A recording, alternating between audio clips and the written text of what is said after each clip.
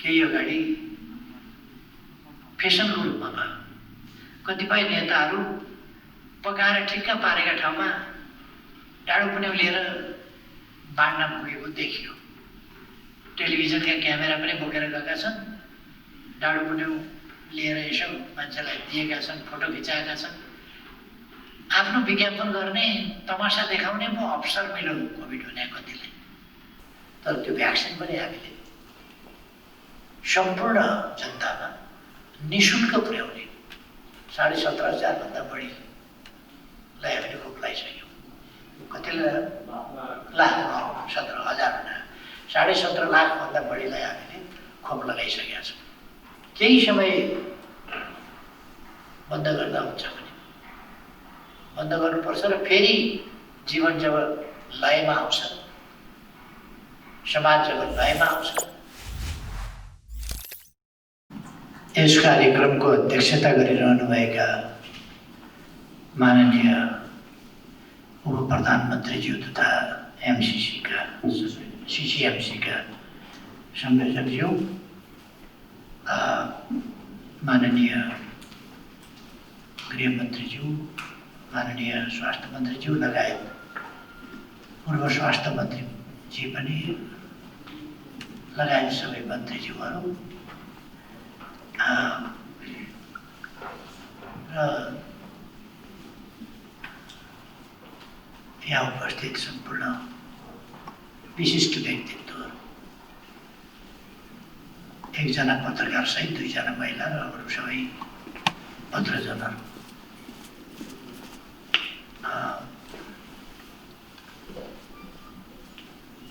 आज हामीले नेपालमा कोभिड-19 महामारी र प्रतिकार्य हामीले महामारीको सम्बन्धमा के कस्ता काम कसरी गर्यो को समग्र विवरण र अर्को यो CCMC-बाट प्रकाशित हैन, त्यस्तै अर्को स्वास्थ्य मन्त्रालयबाट प्रकाशित रेस्पोन्डिङ टु कोभिड-19 भन्ने 2टा पुस्तकहरू हामीले आज विमोचन गरेका छौँ अथवा लोकार्पण गरेका छौँ। यी पुस्तकहरू विश्वव्यापी महामारी, त्यसले हामी काम पुर्याएको असर, हाम्रा जनताले भोग्नु परेको कहर, त्यस्तो कहरलाई न्यून गर्न, नियन्त्रण गर्न सरकारका विभिन्न निकायहरू, हाम्रा चिकित्सकहरू, हाम्रा नर्सेस, स्वास्थ्यकर्मीहरू, नेपाली सेना, नेपाल प्रहरी, सशस्त्र प्रहरी, हाम्रा कर्मचारीहरू, विभिन्न क्षेत्रका कर्मचारीहरू, स्वास्थ्य मन्त्रालय मातहतका निकायहरू, सफाई मजदुरहरू लगायत स्थानीय तहहरूले खेलेका भूमिका, प्रदेश सरकारहरूले खेलेका भूमिका र सम्पूर्ण सरकार त्यसमा जुटेको कुरा, यी सबै कुराहरू हामीले कसरी सङ्गठित र परिचालित गर्यौँ भन्ने कुराका यी दस्तावेजहरू अभिलेख हुन्। यी हाम्रा कामहरूको पनि अभिलेख हो, महामारीको पनि अभिलेख हो, त्यसको असरको पनि अभिलेख हो, प्रतिकारको पनि अभिलेख हो। यस काममा लाग्नुभएका आज यी पुस्तक तयार भए ऐतिहासिक दस्तावेजको रूपमा छन्। यी पुस्तक प्रकाशन गर्ने काममा लाग्नुभएका CCMC सँग सम्बन्धित र स्वास्थ्य मन्त्रालयसँग तथा अरू साथीहरू, यसका प्रकाशनसँग सम्बन्धित सबैलाई म हार्दिक धन्यवाद भन्न चाहन्छु। कमसेकम यी कुराहरूले रेकर्डेड हुने, व्यवस्थित ढङ्गले रेकर्डेड हुने मौका पाए म खुसी व्यक्त गर्न चाहन्छु। कोभिड-19 विश्वव्यापी महामारीको रूपमा आयो। त्यस महामारीले विश्वलाई एक ढङ्गले तबाह नै गर्यो।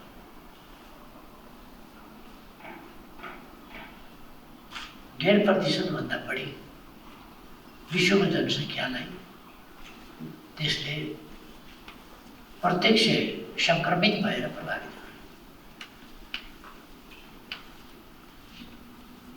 र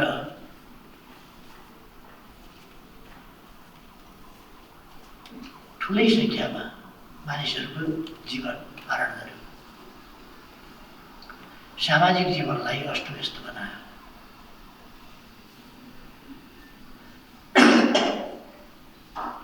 अर्थतन्त्रलाई ठुलो क्षति पुर्यायो। विकास निर्माणका प्रयासहरू स्थगित वा धीमा भए।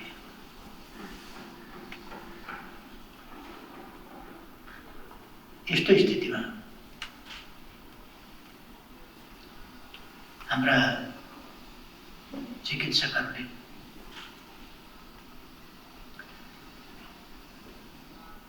नर्सहरूले, अन्य स्वास्थ्य कर्मीहरूले, एम्बुलेन्स र वाहनका चालकहरूले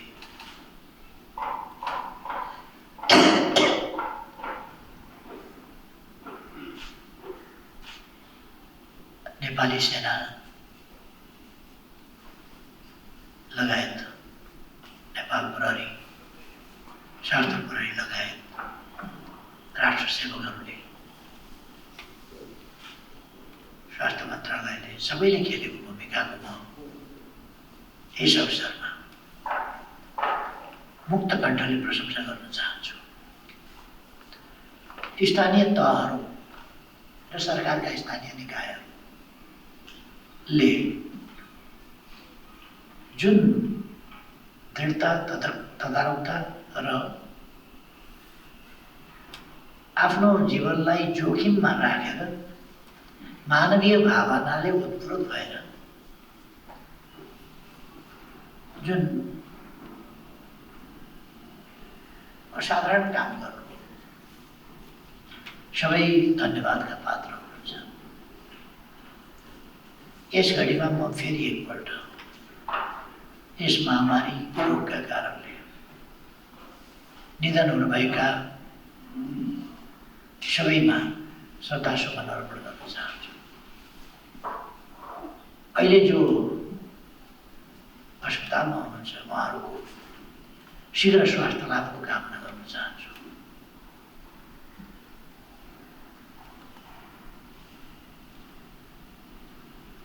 र यस कठिन घडीमा अज्ञात, नजानिएको, कसरी डिल गर्ने त्योसँग भन्ने थाहा नभएको, त्यसको प्रभाव कस्तो हुन्छ भन्ने नबुझिएको त्यस्तो रोगसँग लड्न विभिन्न ढङ्गले भूमिका खेल्ने सबैलाई धन्यवाद पनि भन्न चाहन्छु। सिसिएमसी हामीले गत वर्ष फागुन 18 गते गठन गर्यौँ।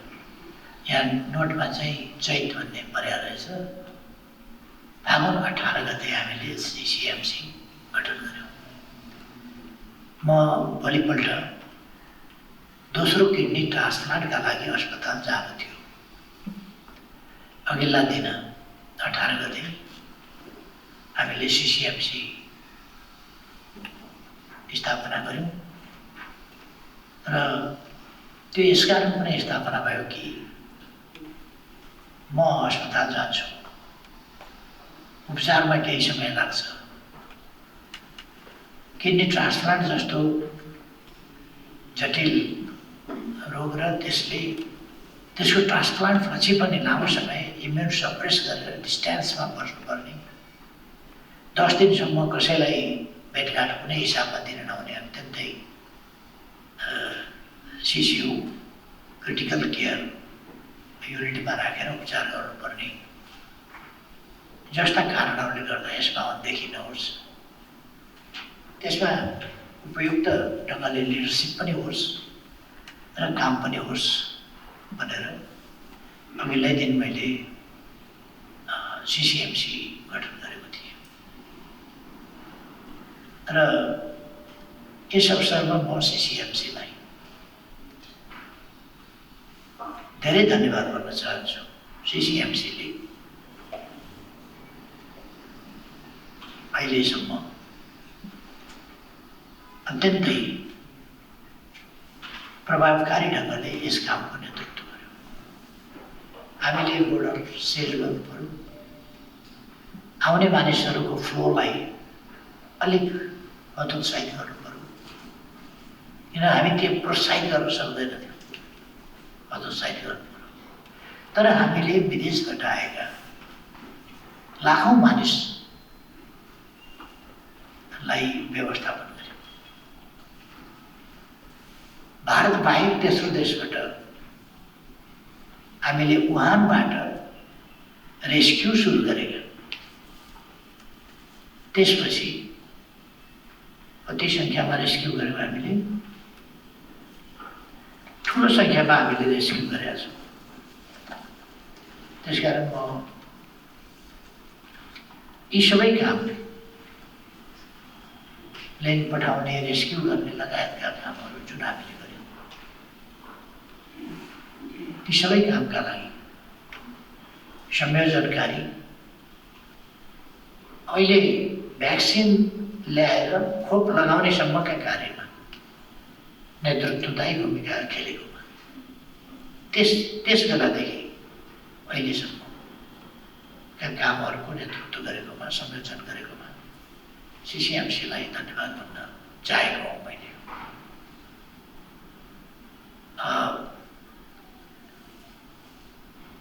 विश्वको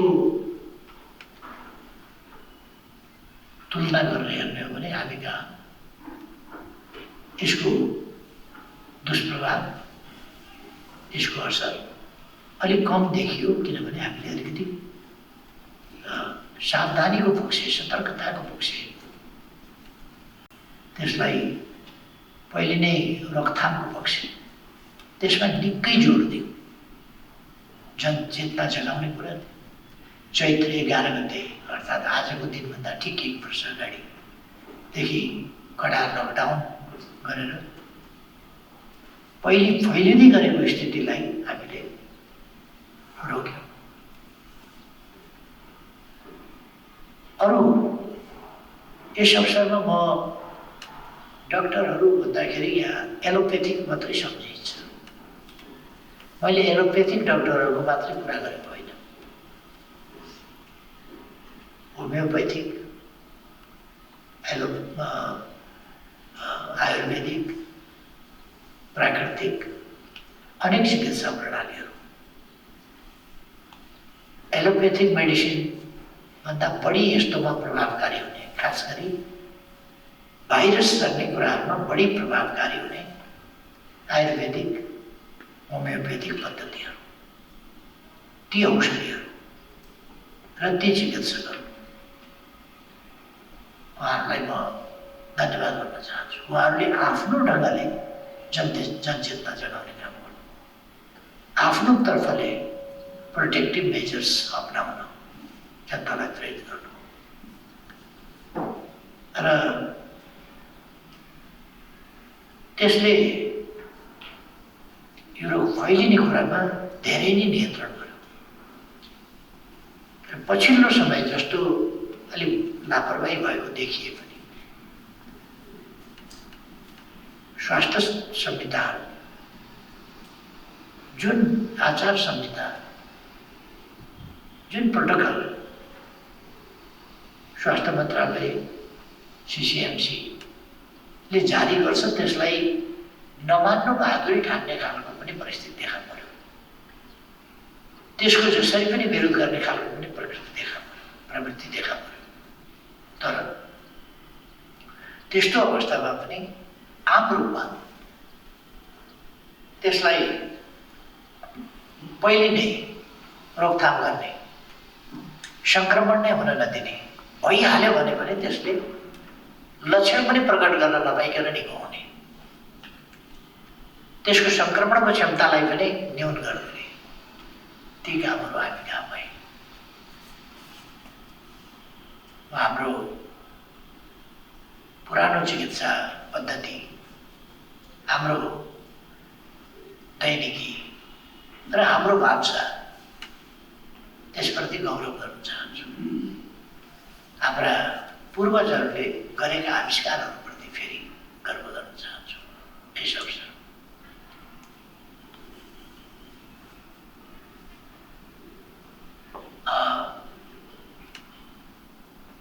अहिलेसम्ममा आइपुग्दा आजको स्थिति के छ, यो 1, 2, 3 दिनदेखि अलिकति लक्षणहरू फेरि नकारात्मकतातिर जान खोज्या हो कि यद्यपि स्थिति भयावह छैन, तर भयावह हुन नपाओस् भनेर हुनभन्दा अगाडि नै हामीले ध्यान दिनुपर्दछ। अहिले स्थिति भयावह छैन, अहिले अस्तिको दिनको अघिल्लो दिन 77 थियो, अस्तिको दिन 150 पुग्यो, हिजो 188 पुग्यो, आज कति पुग्छ अब 100 पछि थाहा होला। त्यो 100 भन्दा तल आइसकेको अथवा यो नियन्त्रण हुनुको दिनै पछि घट्दै गएको स्थितिबाट फेरि 77 बाट 150 पुग्ने, 150 बाट 188 पुग्ने जुन लक्षण छ, र भारतमा एकै दिन 50,000 का दरले सङ्क्रमित हुने, अरू कतिपय देशहरूमा लकडाउन, युरोपका कतिपय देशले लकडाउनै गर्नुपर्ने स्थितितर्फ फेरि फर्किने, र यसको अर्को जेनेरेसन चाहिँ अझ बढी खतरनाक ढङ्गले अर्कै प्रकृतिमा चाहिँ पैदा हुने, जसको यकिन छैन कि अहिले हिजोको कोभिड-19 हेरेर तयार गरेको खोपले यो नयाँ के नाम भन्छ त्यसको, त्यस प्रकारको भाइरसलाई चाहिँ काम गर्छै गर्दैन त्यो पनि थाहा छैन। अथवा त्यो एउटा एकपल्ट हामीले अलिकति कडाइकै साथ यसलाई नियन्त्रण गरेर निर्मूलन गर्नुपर्ने, खोप लगाएर निर्मूलन, खोप लगाउन भन्दा खोप लगाएर निर्मूलन हुन सजिलो छैन। यो बच्चामा दिइने पोलियो जस्तो होइन, यो चाहिँ औलो जस्तो पनि होइन, यो बहुतै खतरनाक सङ्क्रामक रोग। यो महामारीमा पनि यो महामारी, यो फर्की आउने खालको महामारी, त्यसकारण यसलाई पूर्ण रूपमा नियन्त्रण नगरेसम्म यसको खतरा भइरहन्छ। त्यसकारण पूर्ण रूपमा नियन्त्रण गर्नका निम्ति एउटा त जेसुकै भने पनि सोसल डिस्टेन्सिङ, सङ्क्रमण हुने स्थितिबाट बचाउने, सबभन्दा यसको ठुलो मेजर भनेको त्यो सङ्क्रमण हुने स्थिति नहोस्, सङ्क्रमणबाट बस्ने र बचाउने, यो काम हामीले गर्नु परेको छ। आज सबभन्दा ठुलो कुरो सङ्क्रमणबाट बस्ने र बचाउने। त्यसका लागि हामीले जुन तरिकाहरू अवलम्बन गरिरहेका छौँ त्यो तरिका उपयुक्त छ।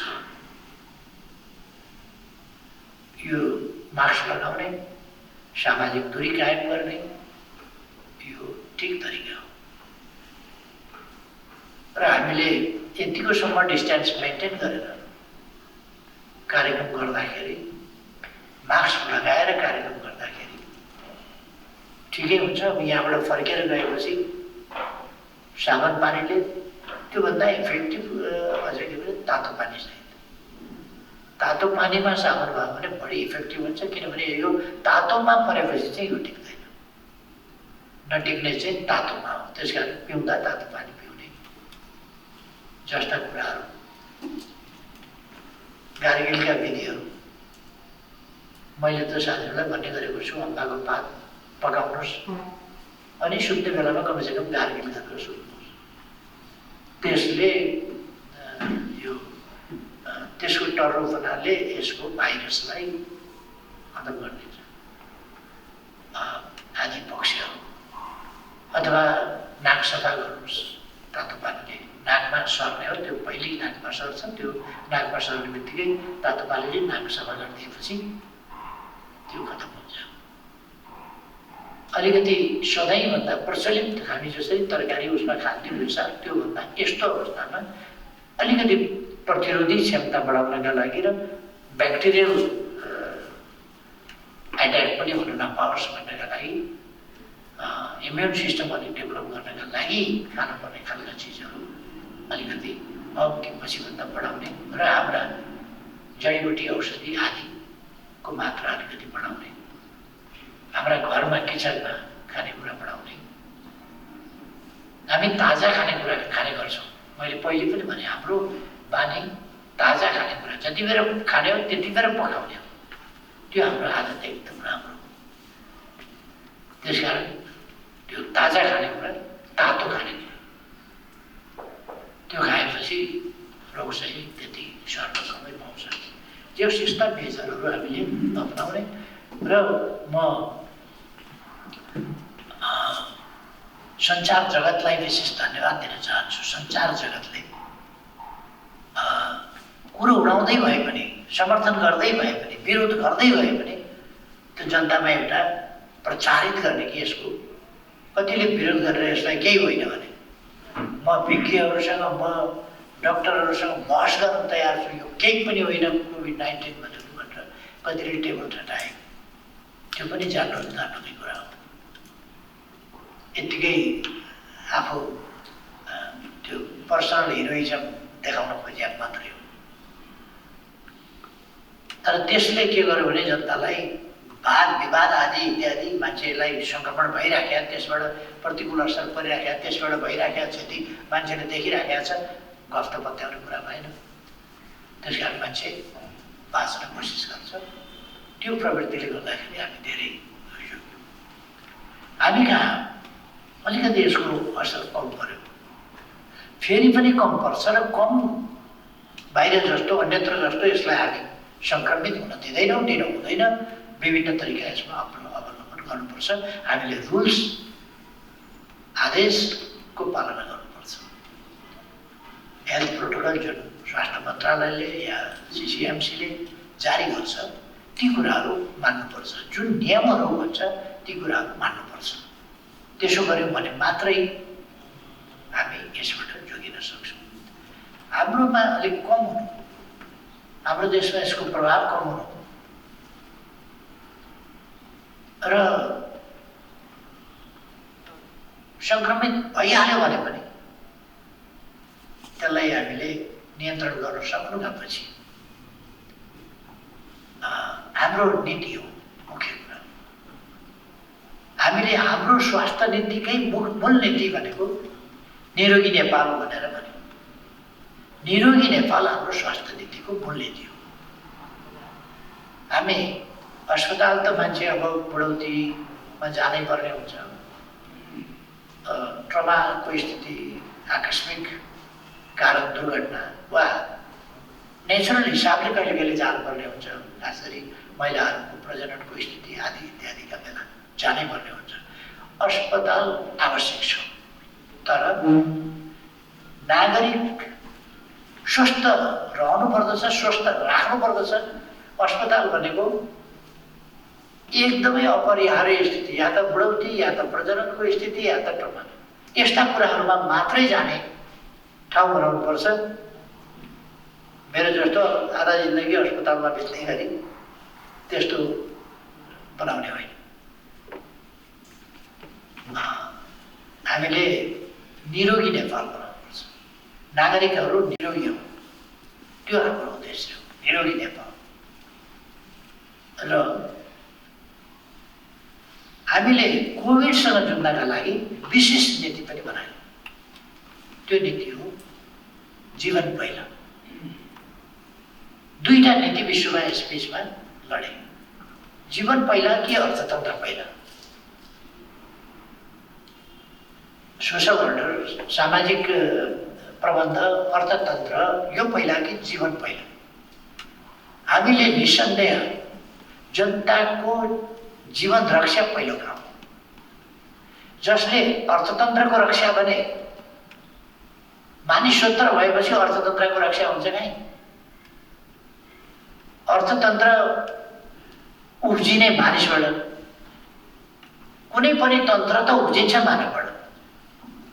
अनि अर्थतन्त्रको रक्षा गर्छु मान्छे जेसुकै हुन् भनेपछि, मान्छे बिरामी परेपछि, मान्छे मरेपछि अर्थतन्त्र जोगिन्छ कसरी, बच्छ कसरी? त्यसकारण हाम्रो अर्थतन्त्रमा पनि, हाम्रो सामाजिक जीवनमा पनि कम असर पर्यो र अर्थतन्त्रमा पनि कम असर पर्यो। किनभने हामीले जीवन पहिलो भन्यौँ र जीवन बचाउनतिर लाग्यौँ। जीवन बचेपछि, जीवनमा प्रतिकूलता कम आएपछि सामाजिक जीवन सामान्यतिर फर्किने हो। त्यसो भइसकेपछि अर्थतन्त्र पनि सामान्यतया अलिकति सुरक्षित हुने हो। मानिस सुरक्षित भएपछि नै सबै कुरा सुरक्षित हुन्छ। मानिसै सुरक्षित छैन भने के सुरक्षित हुन्छ? अर्थतन्त्र कसरी सुरक्षित राख्ने? मानिसै सुरक्षित राख्न सकिएन भने। अर्को मूल्यको हिसाबले मान्छेको जीवनको मूल्य हुन्छ कि एउटा कुनै वस्तुको मूल्य हुन्छ? एउटा उत्पादनको मूल्य कि मान्छेको मूल्य? त्यसमा एकपल्ट अलिकति बहस छ, रोगले मर्ने कि खान नपाएर मर्ने। यसको असर कृषि क्षेत्रमा त्यत्रो धेरै पर्दैन। कृषि छुट्टा छुट्टै फरक फरक बसेर गर्न सकिने कुरा हो र हाम्रो कृषि उत्पादन घटेन, कृषि उत्पादनमा वृद्धि भयो। हरेक क्षेत्रको, कृषि क्षेत्रको उत्पादनमा हाम्रो कुनै पनि क्षेत्र, कुनै पनि कृषि क्षेत्रको उत्पादनमा कमी आएन। अर्थात् बाली लगाउन, खेती लगाउन, बाली उठाउन, बाली टिप्न एकदम सघन ढङ्गले काम गर्नु पर्दैन। नजिकै नजिकै सामिप्य भएर काम गर्नु पर्दैन, अलिकति डिस्टेन्स मेन्टेन गरेर काम गर्न सकिन्छ। त्यसकारण आम रूपमा हाम्रा पहाडका घरहरू अलिकति फरक फरकै छन्। त्यसकारणले यो बढी फैलिन्छ सहरमा। सहरबाट गाउँमा गएको भए पनि सहरबाट जान्छ बढी। नत्र भने गाउँका मान्छेहरू एउटा घर परिवार जसरी बसेका हुन्छन् त्यो कहिलेकाहीँ पर्दा बजार जाने हो, नत्र भने उनीहरू आफ्नो खेतीपाती कृषि गृहस्थी गरेर बसेका हुन्छन्। त्यहाँ सङ्क्रमणको चान्स कम हुन्छ। त्यसकारण हाम्रो ग्रामीण क्षेत्र धेरै सुरक्षित पनि भयो र त्यहाँको अर्थतन्त्रमा, समाज र अर्थतन्त्रमा पनि धेरै ठुलो नकारात्मक असर पर्न पाएन। यो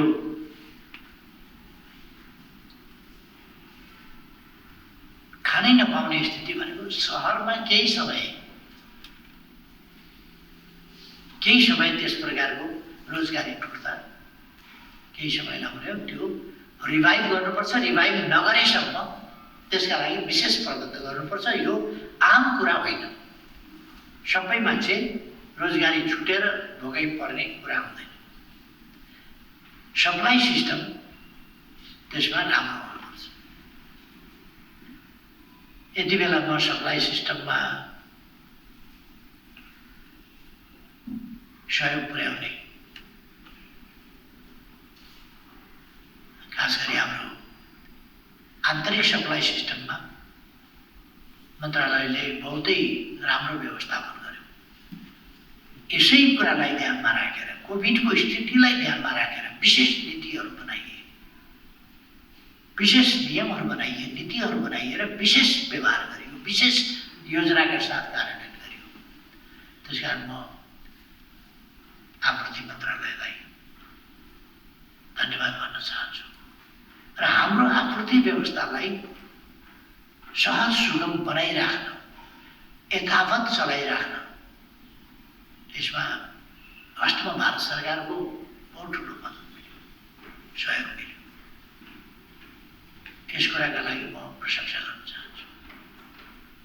एकदमै मद्दत मिल्यो।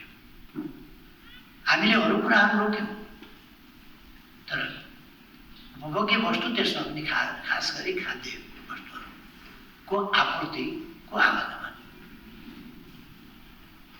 त्यसलाई चाहिँ हामीले रोकेनौँ र त्यसमा भारत सरकारको हामीसँग सहमति रह्यो। यो एउटा राम्रो कुरा। दुईटा नीतिको निकै ठुलो लडाइँ यहीँ पनि राजनीतिक दलहरूका बिचमा, बौद्धिक जगतका बिचमा, बुद्धिजीवीहरूका बिचमा, राजनीतिक नेताहरूका बिचमा पनि यो बहसको विषय बन्यो।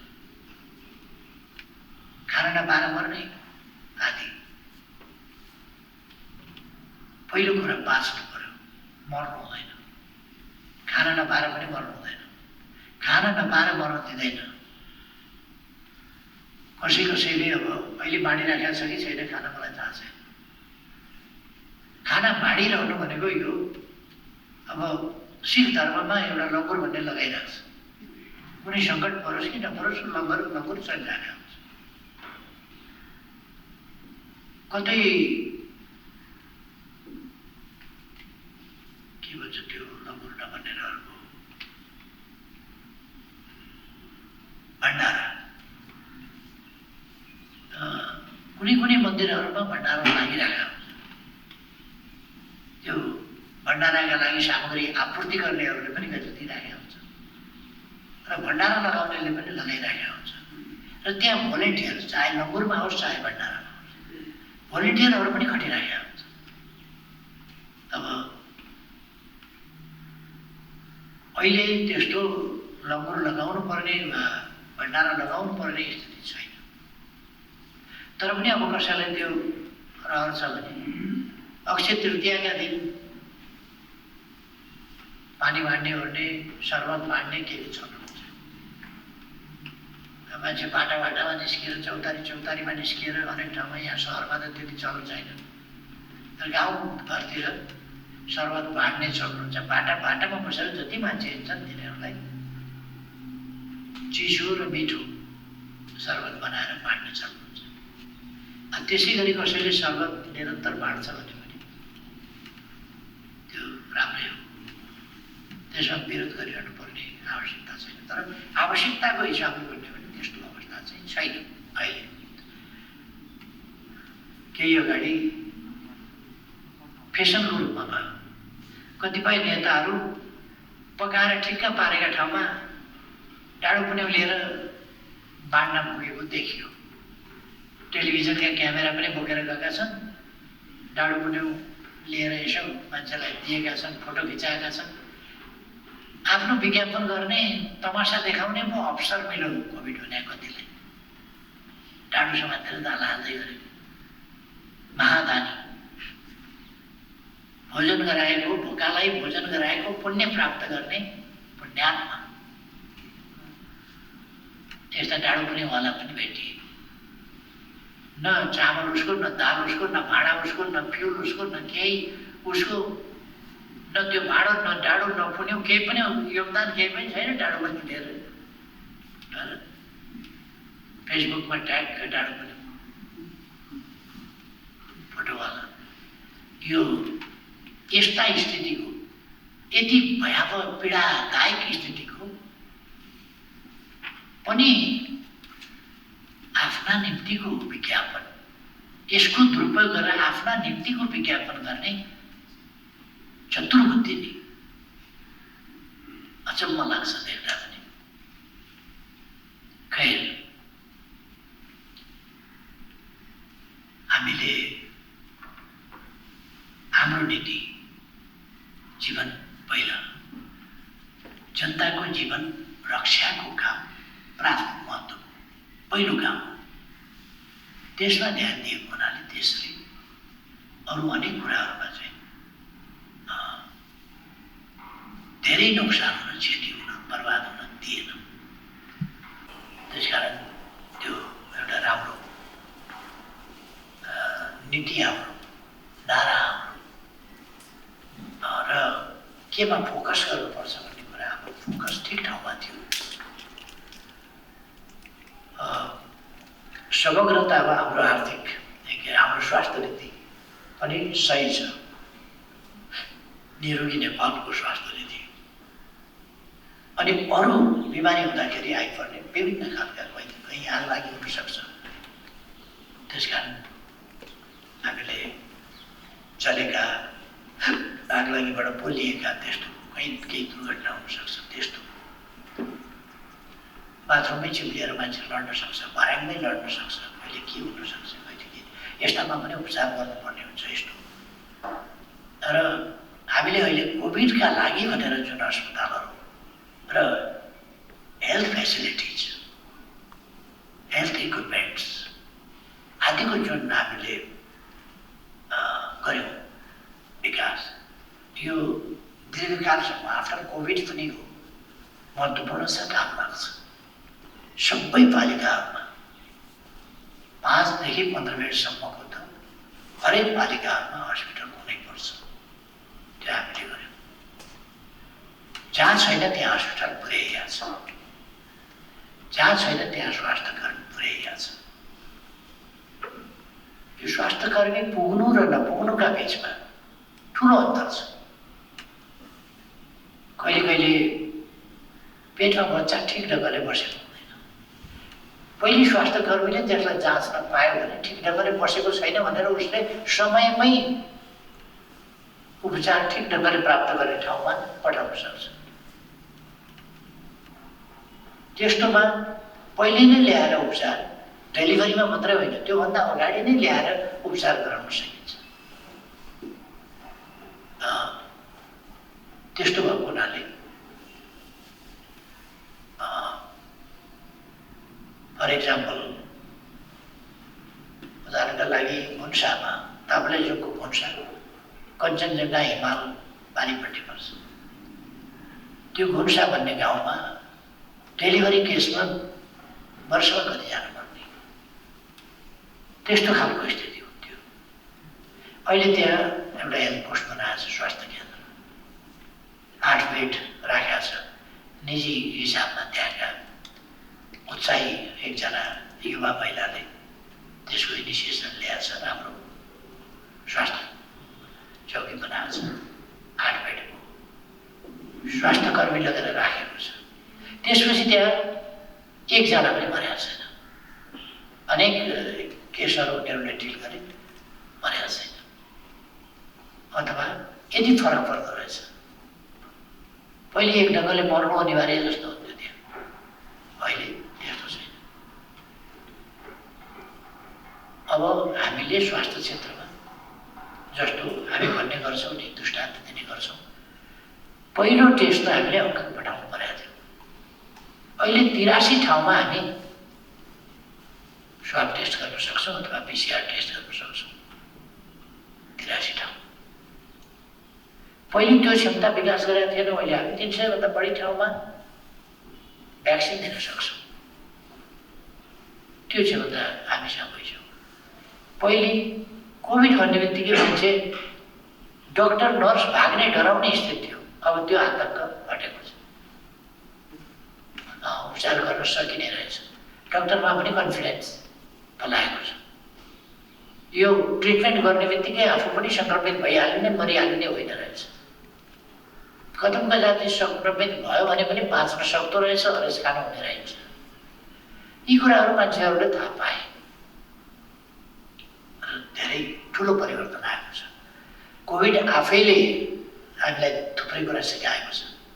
हाम्रा अभ्यासबाट हामीले थुप्रै कुरा सिकेका छौँ।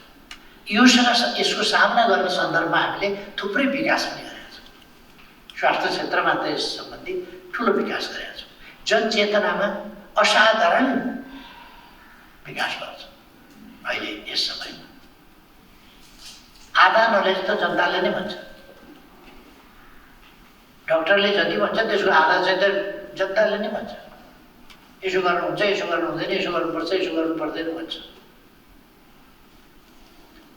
त्यो स्थितिमा हामी पुगेका छौँ। अब भ्याक्सिन पनि आइसकेका छ, हामी खोप लगाइसकेका छौँ। करिब करिब 17,500 भन्दा बढीलाई हामीले खोप लगाइसक्यौँ। कतिले लाख 17,000 हुना 17.5 लाख भन्दा बढीलाई हामीले खोप लगाइसकेका छौँ भने यो सिलसिला जारी छ, सिलसिला जारी राख्छौँ र हामीले उपचार परीक्षण उपचार निःशुल्क गर्यौँ। गर्व होला एउटा गरिब देशले सम्पूर्ण जनताको स्वास्थ्य परीक्षण र उपचार निःशुल्क गर्छु भनेर हिम्मत गर्नु र जिम्मा लिनु सहज कुरा होइन, गर्यौँ। अब भ्याक्सिन त्यो पनि सस्तो छैन, हाम्रो जस्तो देशका लागि महँगो हो। सस्तो भए पनि हाम्रो जस्तो देशका लागि महँगो, तर त्यो भ्याक्सिन पनि हामीले सम्पूर्ण जनतामा निःशुल्क पुर्याउने भनेका छौँ। कोही पनि अर्थाभावले भ्याक्सिनबाट वञ्चित हुने छैन। त्यो लाइफ फर्स्ट हाम्रो यस नीतिबाट जनताको जीवन पहिलो कुरा हो भन्ने कुराबाट बाटो भोलि बनाए पनि हुन्छ। जीवन बितिसकेपछि भोलि बनाएर बचाएर हुँदैन। जीवन आज बचाउनुपर्छ, बरु विकासको काम 3 महिना ढिलो भयो भने नोक्सान हो, तर मान्छे मर्नु जस्तो नोक्सान हो।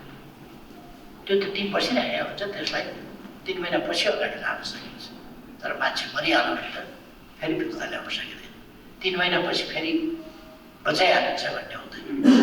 त्यसकारण जीवन पहिलो, यो हाम्रो दृष्टिकोण, यो नीति एकदमै सही नीति हो। कतिपय देश अनावश्यक रूपमा पनि बढी क्षति भयो। अर्थतन्त्रलाई बढी ध्यान दिँदा बजार बन्द भएपछि कसरी हुन्छ, उद्योग बन्द भएपछि कसरी हुन्छ भनेर केही दिन उद्योग बन्द गर्दा, केही समय उद्योग बन्द गर्दा, केही समय बन्द गर्दा हुन्छ भने बन्द गर्नुपर्छ र फेरि जीवन जब लयमा आउँछ, समाज जब लयमा आउँछ, तब फेरि सुरु गर्न सकिन्छ। त्यसकारण हामीले धेरै राम्रो सफलता पाएका छौँ यस 1 वर्षमा। अब हाम्रो परीक्षा फेरि हुँदैछ। त्यो परीक्षा कोभिडको सङ्क्रमण बढ्न नदिने र रोक्ने, यो हामीले सफलतापूर्वक, कुशलतापूर्वक, दृढतापूर्वक गर्नुपर्दछ। यो कोभिडको वृद्धि जनतालाई हामीले आह्वान गर्नुपर्दछ। सोसल डिस्टेन्सिङ, मास्क लगाउने कुरा, सरसफाइका कुरा, खानपिनका कुरा, यी कुराहरूमा हामीले उचित ढङ्गले ध्यान दिने गऱ्यौँ भने कोभिड नियन्त्रण गर्न सक्छौँ। अबको हाम्रो सम्पूर्ण फोकस त्यसमा हुनुपर्छ, नियन्त्रण गर्ने कुरा। फेरि एकपल्ट म रक्षा मन्त्रालय, गृह मन्त्रालय, यी मन्त्रालयहरूको पनि धेरै ठुलो भूमिका रह्यो यस बिचमा। यी मन्त्रालय र यी मातहतका निकायहरू, व्यक्तिहरू, आपूर्ति मन्त्रालय जसले आपूर्ति सिस्टममा बहुत राम्रो गर्यो ती कुराहरू, र व्यवसायीहरू जसले रुचि साथ सामग्रीहरू आयात र आपूर्ति गर्ने काम, औषधिहरू आयात र आपूर्ति गर्ने काम, यही उत्पादन गर्ने काम जस्ता कुराहरू गरे। ती सबैलाई हार्दिक धन्यवाद गर्न चाहन्छु। विस्तार हुन दिनु हुँदैन, यसलाई हामीले छेकेर निमिट्यान्न पार्नुपर्छ। यस काममा जुटौँ भन्ने आह्वान गर्छु।